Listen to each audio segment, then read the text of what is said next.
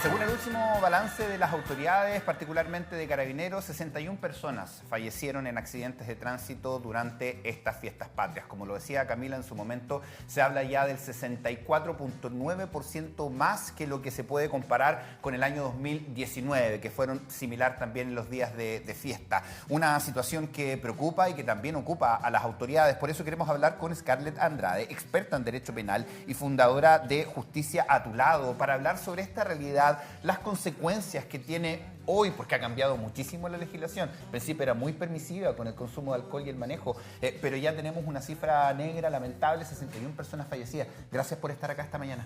Muchas gracias, buenos días. Sí, Scarlett, muy importante tener la perspectiva de una abogada para poder entender la situación en la que hoy día se encuentran las personas responsables de estos accidentes. Particularmente en la región del Biobío, fueron 45 las personas detenidas por conducir en estado de ebriedad. Hoy día, en el contexto legal actual que tenemos en Chile, ¿qué es lo que enfrentan estas personas? ¿Qué arriesgan? Bueno, va a depender también de los resultados que se produzcan producto de la conducción en estado de ebriedad, ¿ya? Quizás algunas de estas personas fueron detenidas durante las fiestas y fueron dejadas en libertad a espera de una nueva citación, en razón de que la conducta quizás no fue estimada como tan grave porque simplemente iban conduciendo, pero no se produjeron, por ejemplo, daños o lesionados. Esas personas tienen que estar atentas porque van a ser citadas en cualquier momento por parte del tribunal y en caso de no comparecer se les puede despachar una orden de detención. ¿Ya? Ahora, hay personas que deben haber pasado a control de detención porque se produjeron lesiones más graves o se produjo incluso la muerte de alguna persona. ¿Y un choque normal, un accidente, un topón, algo y que se hizo, también eso pasa a control de detención? Va a depender de la decisión del fiscal. En principio cualquier cosa puede pasar a control, pero en algunos casos se estima que no es necesario y deciden dejarlo citado, ¿ya?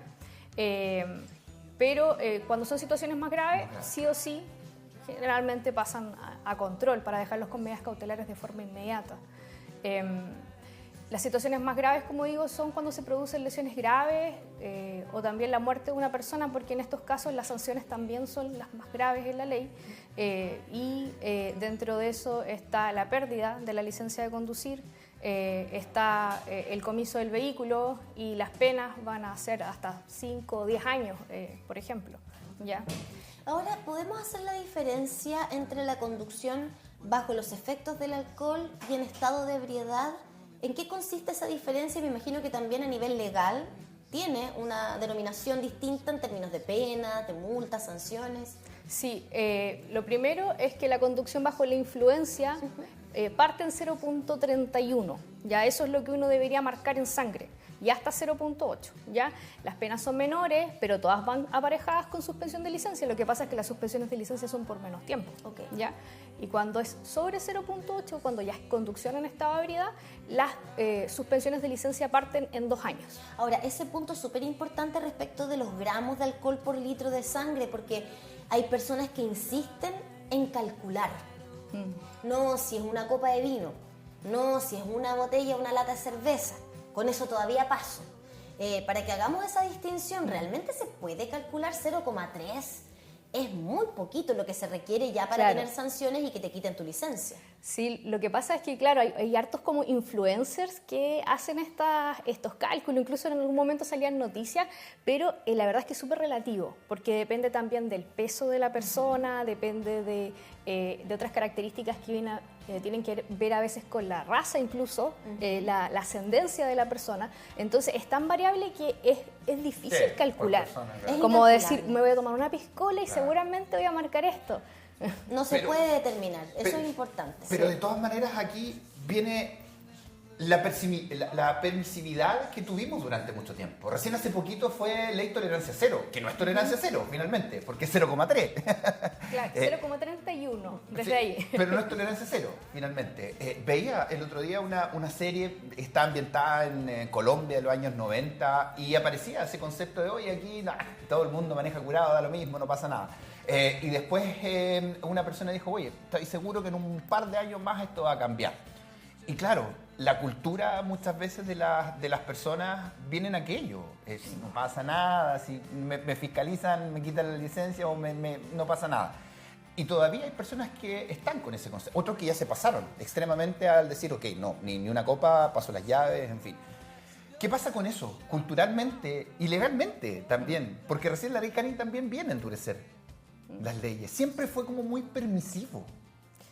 Mira, hay algo muy interesante, porque uno cree y tiene como la idea socialmente de que si se endurecen las penas, se van a mejorar las conductas de parte de la gente. Pero en este caso, del consumo de alcohol, parece que es algo muy arraigado en el chileno, a tal punto de que tienes que tener en consideración que la ley de tolerancia cero es del 2012, ¿ya? La ley Emilia es de 2014. Las cifras de muertos de este año es la más alta desde el 2014. O sea, No hay una correlación ahí. ¿qué pasó? Como tú dices, chuta, yo pensé que si colocábamos esta ley, en realidad iba a cambiar la conducta de las personas, pero parece que no. Ahora, si lo podemos llevar a ejemplos concretos. Por ejemplo, una persona que es captada manejando con 0,32 gramos de alcohol por sangre, ¿cierto? Por litro de sangre. Va en la influencia del alcohol, no en estado de ebriedad. Si esta persona es detectada por carabineros, fiscalizada manejando en ese estado, pero no ha causado ningún accidente, ¿qué es lo que le puede pasar?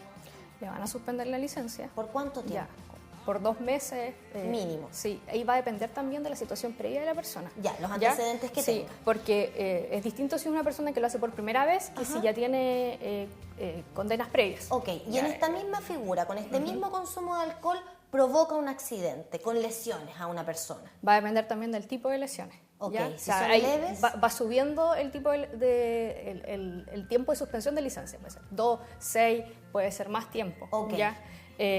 Ahora, si está en estado de ebriedad, si es encontrada conduciendo en estado de ebriedad y no provoca un accidente, el mínimo es 2 años. de suspensión de licencia. O sea, 2 años y luego ya le sumamos, ¿cierto?, el componente de si provoca un accidente, si provoca lesiones, ahí ya hablamos de cárcel. Ya, es que una cosa es la cárcel y otra cosa es la suspensión de licencia, Ok, porque son, ¿sí? ojo, son penas que van todas juntas. A veces la gente cree, no pago la multa o me suspenden la licencia, voy a la cárcel. Son copulativas. Ya, yo voy a tener que pagar la multa, van a suspender la licencia y además tengo una pena en principio de cárcel, pero que dependiendo de la situación de la persona quizás no la va a cumplir en la cárcel. Ok. Pero en el caso, por ejemplo, que se produzca la muerte o lesiones graves, sí o sí tiene que cumplir 1 año privado de libertad. Sí o sí. Sí o sí. Eso señala la ley, ¿ya? Ya, el caso más emblemático, o uno de los casos más emblemáticos, es el de Pablo Maquena, de escritor, conductor de televisión, que fue sorprendido muchas veces conduciendo en estado de ebriedad, generando varios accidentes de tránsito, y recién en el 2023 le suspendieron la licencia de por vida. ¿Qué pasa en tribunales con eso finalmente? Porque una cosa es, como dices tú, es lo que diga la legislación y otro es lo que interpreten los jueces. Esto pasa ya más allá del juzgado de policía local, me imagino, para que nos expliques eso también. Claro, cuando son situaciones que son menos de 0. O sea, hasta 0.3 pasan a juzgado de policía local. Si es de 0.31 en adelante ya pasa a tribunal penal. Ya. En el caso de Maquena, igual hay que tener en consideración que algunas de sus hechos fueron antes de las modificaciones legales. Perfecto. Entonces igual ahí hay algunas diferencias. De hecho, varios de los episodios. Claro, sí. entonces es distinto hoy en día porque ya si es primera vez, la suspensión de la licencia va a ser por 2 años, pero si hay una reiteración ya va a ser 5, ¿ya? Y si hay una tercera vez, te la van a cancelar. O sea, en el caso de Maquena, si hubiese sido en el proceso con la legislación nueva, la situación hubiese sido distinta. Seguramente se hubiera demorado menos tiempo en que En su llegar a la licencia suspensión fuera de por vida. cancelada. Ya. Sí. Ahora, con respecto, bueno, ya nos decía, ¿cierto?, que lamentablemente endurecer las penas, endurecer las sanciones no se traduce en la disminución de estos accidentes de tránsito, que no son accidentes tampoco, ¿no? Claro. Entiendo que tienen otra denominación, le podrá decir evento vial, porque accidente es algo que tú no puedes detener que pase, ¿no? Es algo que no está en tu Es que control. hay dos figuras distintas, porque una cosa es un cuasi delito que se produce porque yo no estoy en estado de ebriedad, pero por ejemplo voy desatento a las condiciones del tránsito, voy mirando mi celular, entonces por negligencia se produce un choque, por ejemplo. Que según lo que nos han dicho es la principal causa de accidentes de tránsito, ir manejando desatendiendo lo que está Claro. haciendo, ¿no? Ese tipo de conducta tiene una pena que es menor y también tiene una probable suspensión de licencia, ¿ya? Pero esa suspensión de licencia igual es menor que en el caso de conducción en estado de ebriedad. Ahora, con respecto a la conducción en estado de ebriedad o bajo la influencia del alcohol, también se hacen, particularmente en estas fiestas patrias, ¿no? Se endurecen un poco más o se agudizan los controles en las carreteras. Sí. Vimos ahí la presencia de carabineros, ¿cierto?, prácticamente todos los días en las carreteras durante estos días. ¿tiene eso un efecto en lo que ocurre finalmente con la conducción irresponsable? Me da más la impresión que tiene un efecto sobre el temor de la gente de ser sorprendido. Puede ser que algunos efectivamente tomen resguardos y no beban, pero como digo, hay algo como cultural muy arraigado en el chileno que debería trabajarse quizás también desde el punto de vista de la educación, ¿ya? Y quizás ese también es el factor que está fallando, porque hoy en día existen algunos planes por parte de CONACET, existe por ejemplo el Tribunal de Tratamiento de Drogas, en donde se busca dar una justicia terapéutica, pero no es para todos, no es en todos los casos. Entonces, si bien se endurecen las penas, eso debería ser aparejado también con buenos programas de educación, porque de lo que vemos hasta ahora, no es que yo lo estoy inventando, si estamos mirando cifras, si uno mira cifras, no han bajado. Han subido muchísimo. Claro. Ahora, es interesante también porque, guardando sus proporciones, obviamente, la presencia de más carabineros en las calles tampoco disminuye los delitos, los asesinatos, porque estando en otro lado lo van a hacer igual.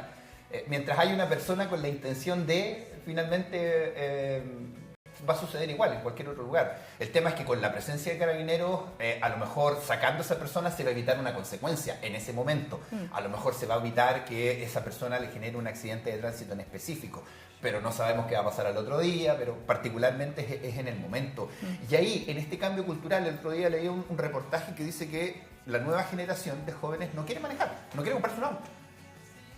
Y esa generación, y uno lo ve, por ejemplo, en sobrino, de ahí es mi relación, y básicamente no salen en vehículos a carretera, en las aplicaciones. Solo Uber. En las aplicaciones, básicamente. Y ahí no sé si estará el estándar o el dato de cuáles son las edades de esas personas detenidas. A lo mejor corresponden a esa generación donde estaba permitido, donde vieron al papá, al abuelo manejar. Bueno, nosotros conversamos con Carolina Figueroa, la presidenta de la Fundación Emilia, y ella nos hablaba justamente de ese dato, ¿no? Se requieren, no quiero equivocarme con el dato, pero al menos 30 años para un cambio de cultura respecto de una medida como esta. Entonces, claro, tenemos a toda una generación de personas que están conduciendo, que todavía vienen de antes del 2012 en nuestro país, ¿verdad?, que no tienen esa conciencia respecto de la gravedad de manejar bajo los efectos del alcohol. Y eso le sumamos los vehículos hoy día. Son mucho más rápidos que hace 10 años atrás, incluso si queremos apretamos un poquito más de 5 años atrás. La tecnología también. Podrán evitar a lo mejor que las personas fallezcan al interior del vehículo, pero de todas maneras se generan situaciones graves, personas que quedan con lesiones. ¿Qué hay con eso también? Con esa sensación o falsa sensación de seguridad porque tengo un auto bueno. Sí, yo creo que incide, y creo que lo que acabas de señalar respecto a las generaciones es un punto súper relevante. Yo igual tengo esa percepción, como desde litigación en los tribunales, quiénes son las personas que llegan por estas causas, y son personas, yo diría, incluso sobre 40 años. Como los más jóvenes, por ejemplo, chicos de 20 años, no es tan común. Igual pasa, sí, claro. Igual pasa, Sí, por supuesto.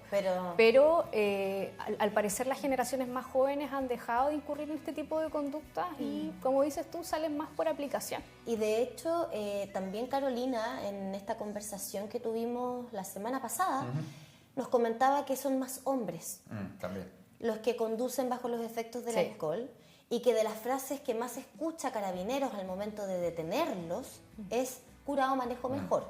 Por eso la campaña de ellos para este año fue curado no manejo mejor, y es lo que han tratado de instalar ahí como discurso finalmente. Ahora, con respecto a las penas, las multas, sanciones y la reincidencia, agarrándome del mismo ejemplo de este famoso conductor, bueno, ya no conductor de vehículos, pero sí en algún momento es televisión chileno, ¿qué hay de aquello? ¿Qué pasa con una persona reincidente en esta materia? ¿Qué pasa si Carabineros controla a una persona que está con su licencia retenida, pero de todas maneras está conduciendo? Y si le sumamos a eso, bajo los efectos del alcohol.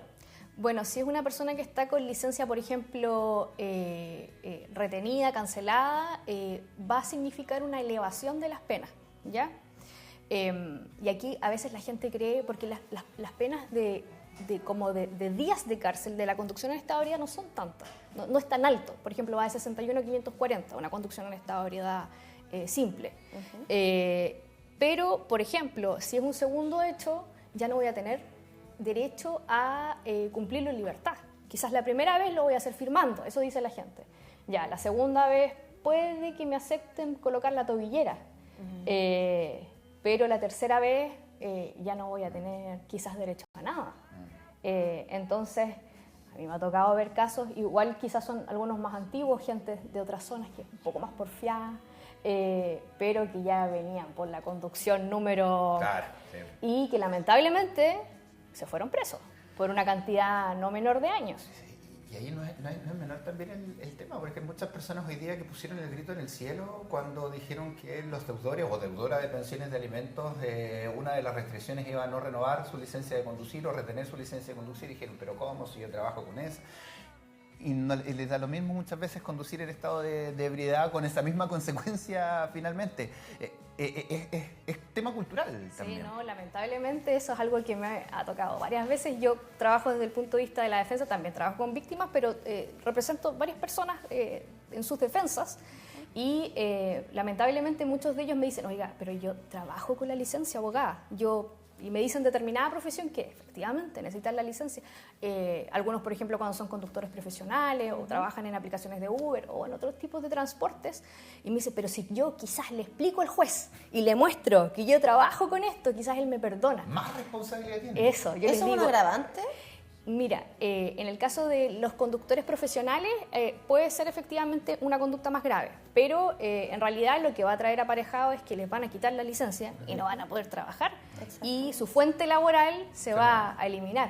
Entonces, no es algo que el juez vaya a tener en consideración, no es que con eso los vayan a perdonar. No se le va a ablandar el corazón, yo Claro. creo que todo lo contrario. Claro. Yo me pongo en el lugar, fuera jueza, me indignaría todavía más, porque es una verdad. persona que se dedica a Claro. esto y lo hace de esta manera. Ahora, ¿consideras tú que la ley es lo suficientemente dura, estricta en nuestro país con respecto a esta materia? ¿O todavía tenemos un trecho por recorrer con respecto a esto? Es que, como dije hace un rato, se ha endurecido. No sé si hablar de que es lo suficientemente dura o no, pero al menos, mira, lo que más le duele a las personas que conducen esta área es perder la licencia. Y perder la posibilidad de La renovarla, multa ¿no? les da lo mismo. Los días, incluso yo diría que hasta irse preso les da lo mismo. Lo que les duele es la licencia. Y en términos de dureza respecto a la licencia, 2 años, 5 años después cancelación parece igual duro. Quizás uno podría decir, no, cancelación inmediatamente. Pero no sé si eso va a significar que esta generación, Claro, que es la que cambie viene eso. con esta idea muy en la cabeza de que no puede conducir, deje de hacerlo. Porque también pasa de que hay personas que le cancelan la licencia y igual salen a conducir. Es verdad. Y han sido detenidas también en control y reiteradas veces también cometiendo la infracción. Claro, hay algunos que están proponiendo una licencia con puntos, como pasa en otros lugares del mundo, que cada infracción tenga una resta de esos puntos. Finalmente, cuando no tengan, se las quitan, pero eso es parte de este cambio legislativo. Todavía estamos en el cambio cultural. Y ahí te pregunto, a propósito de lo que significa con los conductores profesionales, hoy día estamos viendo a conductores del transporte público, de buses interurbanos, a lo mejor ya no manejando en estado de ebriedad, pero sí manejando bajo los efectos de las drogas, que es algo que también se sumó hace muy poquitito, pero hay más alcotés que disponibles, maquinitas Claro. de lectura de alcotés que de droga. Y muchas personas dicen, ok, ya, no tomo, pero consumo otro tipo de drogas que también afectan el manejar. ¿Cómo está ese cambio cultural y esa búsqueda y pesquisa también de controles? Sí. Ese parece ser como algo más o menos nuevo, en donde quizás el consumo de drogas se ha ampliado, se ha diversificado, y hay un grupo de conductores que ya no conducen bajo el efecto del alcohol, sino bajo el efecto de las drogas. Como dices tú, está el punto de que no está tan pesquisado en cuanto a cifras, porque Carabineros no dispone de las herramientas necesarias para poder verlo en todos los casos. Entonces, finalmente, ¿cuándo se detecta? Cuando hay un accidente y llegan las personas al hospital y ahí les pueden practicar todos los tipos de test en sangre. Pero sí, y tiene las mismas penas, los mismos efectos. Y ahora, la suspensión de licencia son las mismas. Ahora, con respecto a la medición, ahí hagamos la diferencia, porque muchas veces las personas que les controlan con el alcotest marcan chorrocientos 25, pero llegan al hospital y la verdad es que cuando le hacen el de sangre es mucho menos. ¿Cuál es el que vale? El que vale es la alcoholemia y ahí depende de la calibración de la máquina. Yo, desde mi experiencia personal, he visto los dos casos, que marcan más y que marcan menos. Okay. Entonces no es como que siempre marquen más en la prueba respiratoria. A veces marcan menos en la respiratoria y después marcan más en la alcoholemia. En la alcoholemia, sí. Entonces, en realidad lo que vale es la alcoholemia. Pero bueno, si el alterado sale el del control del alcotest, ok, primero ya nos vamos al hospital, hacemos el de sangre y ahí, ¿qué viene? ¿Qué hay que esperar? ¿Cómo viene el proceso? Ahí generalmente, como dije, algunas personas van a dejar la cita, otras van a pasar a control con quizás solamente la boleta de la prueba respiratoria y en base a eso se va a hacer una primera formalización. Si hay alguna modificación posteriormente se puede citar una nueva audiencia en donde se especifiquen los grados de alcohol. ¿Y se deja pasando la mona, por ejemplo, detenida esa persona, aplicándolo en buen chileno? Sí, de hecho existe la obligación de que si hay una persona que no está en condiciones de conducir, Carabineros la debe dejar ahí, debe entregarle el vehículo a otra persona, llamar a un familiar y no se le puede obviamente volver a pasar el vehículo. Bueno, es importante conversación para tomar conciencia respecto de las consecuencias, pero lo más importante es pensar en la integridad propia, la del entorno. Aquí se destruyen familias, se destruyen vidas. Si una persona se ve involucrada en un accidente como este y resulta matando a otra, arruinas tu vida, la de tu familia y la de esa víctima fatal. Yo creo que de ahí deberíamos partir con la conversación, además de sumar educación vial, que es lo que más estamos necesitando desde chiquititos, para todos y todas por igual. Scarlett, abogada, muchísimas gracias por haber venido. Muchas gracias a ustedes, que estén bien. Conversación que va a quedar como siempre a través de nuestras redes sociales. 10 de la mañana con 10 graditos hasta ahora en la provincia de Concepción. Nos separamos en una pausa y ya regresamos.